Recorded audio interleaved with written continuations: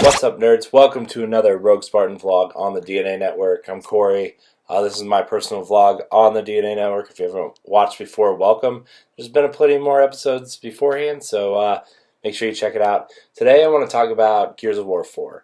I just finished the campaign, finally. It came out the week that I got married, and then, I had to plan for the wedding and honeymoon and all this other jazz, so I just got through it. I want to say it's pretty amazing.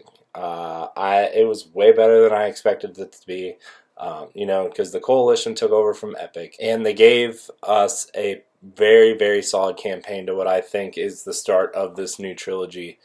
It told a fantastic, small but intimate story that kind of set up what's to come. The introduction of the new characters with a mixture of the old characters really was a solid job. It kind of reminded me of Star Wars in that way for some reason. It just did a great job of melding the old characters with the new characters, and the way they interacted and gelled and clicked, and their banter and all that kind of stuff was just awesome. There's not going to be any spoilers in this, so don't worry. Thing that can't be seen in trailers or images, pre-release images, stuff like that. So if you're worried about that, don't worry. My full review is coming probably within the next week, so make sure you check that out. There will be minor spoilers in that video, so just warning you now. That will also be labeled spoiler. So the game, the way it introduces you to the game, the prologue, and the way it sets it up, does such a good job of explaining what happened before this game without actually going through the last three games step by step by step.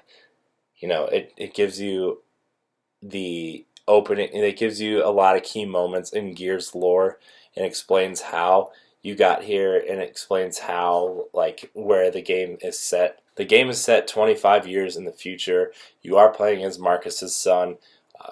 Him, Kate, and Del are actually very likable characters. I was very surprised at how much I fell in love, especially with Kate. Female characters in Gears haven't really been a predominant part of the experience until Sam and Anya in Gears 3, and even then they were there, but they weren't really there, if that makes sense. But the way they integrate Kate into the story, and it's awesome. And Reyna is an awesome character.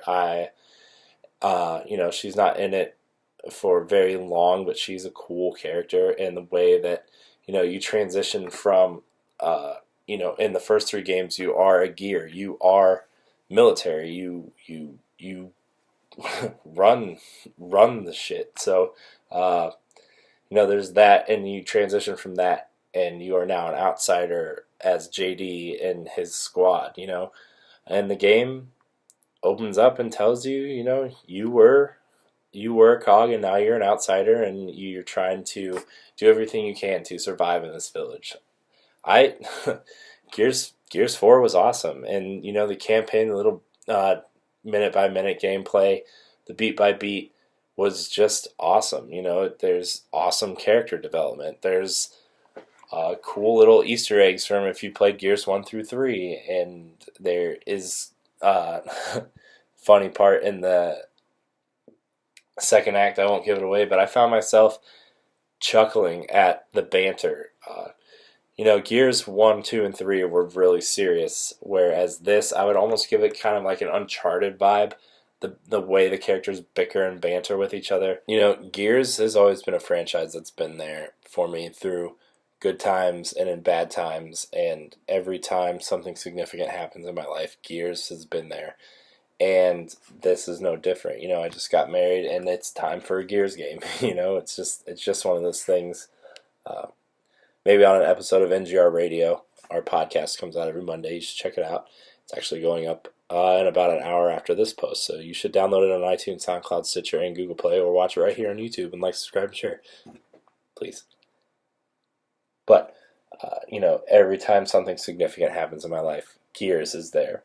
So this franchise has always held a special place in my heart, even if the super steroided out bro dudes are a turn off to some people. I actually like the character design they went in this game. They're not super look like they sit on steroids when they poop and stuff, so it's good. I actually I like the toned down character design. JD is a cool character. He's more of a Nathan Drake type character, like I said, than Marcus' serious tone. And their banter back and forth is actually really worth playing through and watching. It's awesome. Dell is I feel like he's kind of the weakest of the three characters. You don't really get a lot of his personality, but he's there and he's cool. He cracks some jokes. No Coltrane, no Baird, none of that type of personality in this game, in terms of main character wise, but they get the job done, and I actually really feel like, again, I feel like Kate is the strongest of the three main characters. She's a cool character, and she has this cool little moment at the beginning with a butterfly, and it actually kind of, in a weird way, tells the story of what's going on in this game, and actually really has a really heartfelt moment at the end, with the butterfly analogy. So I really feel like the Coalition did a great job with this game. I feel like they did a great job telling the story they wanted to tell. It's not a great story, but nobody's really playing Gears for the story. But throughout the original trilogy, it had those beats where, it had those hard hitting moments where it wasn't just a bro shooter. At first it was. Gears 1 is totally that, but Gears 2 and 3 definitely evolved the storytelling, and it definitely gave you those hard hitting moments, those emotional moments where, at some of those points, I had to put the controller down and kind of walk away and think about it for a little bit. There's definitely one in the middle of Gears 2, and then another one in Gears 3, though some argue that moment in Gears 3 was a little forced, but at the same time, it's still a strong point. I'm not going to spoil anything for anybody. I still think these games are worth playing through. Not just for the story, but for the mechanics and the gameplay and the set pieces and stuff like that. I'm actually getting ready to go back and play through Gears 1 Ultimate Edition on Xbox One right now. But overall, Gears of War 4 is awesome.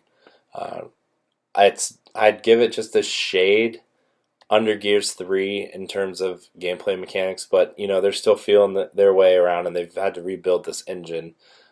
I know it's running on Unreal 4, but the gameplay engine they've had to rework, and the physics and stuff. So it is an amazing first step in a new trilogy for the series, and an amazing first game for a studio that was kind of thrown together in 2 years and made this awesome game. It's amazing what they did, and I can't wait to see their second outing. Don't pull a Halo 5 on me, though. I want to stick with this team. I want to see what happens. I want a good story. I don't want you to switch up characters on me. I don't want this alternate story. I still think Halo 5 had some development problems. I still think they threw that game together, but that's a different story for a different day. So overall, Gears of War 4 is awesome. Probably a close second to Gears 3 in terms of favorite campaigns. Now the multiplayer is awesome. Dodgeball is awesome. I haven't tried Horde mode yet. Probably try that soon.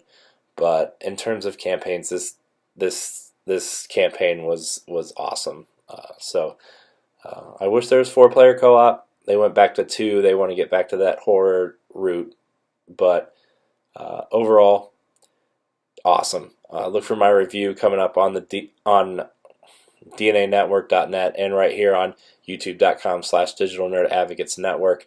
It will be coming up in the next few days, so make sure you check that out. If you like us on Facebook or follow us on Twitter, that's also a good place, at the DNA Network. So just follow us there. You'll get that review there as well, so make sure you check that out. I guess that's it. So you can follow me at RogueSpartan4 everywhere: Instagram, Twitter, Twitch, I will be streaming some Gears of War multiplayer soon. You can find all of our content on DNAnetwork.net. You can find a new vlog daily from me now. I can't wait to start sharing my thoughts with everybody. So Monday through Friday, you're going to find a new vlog. Every day, you're going to find a new piece of content, podcast, show, reaction video, stuff like that. So make sure you check back daily right here on youtube.com/Digital Nerd Advocates Network. Make sure you press down on that subscribe button.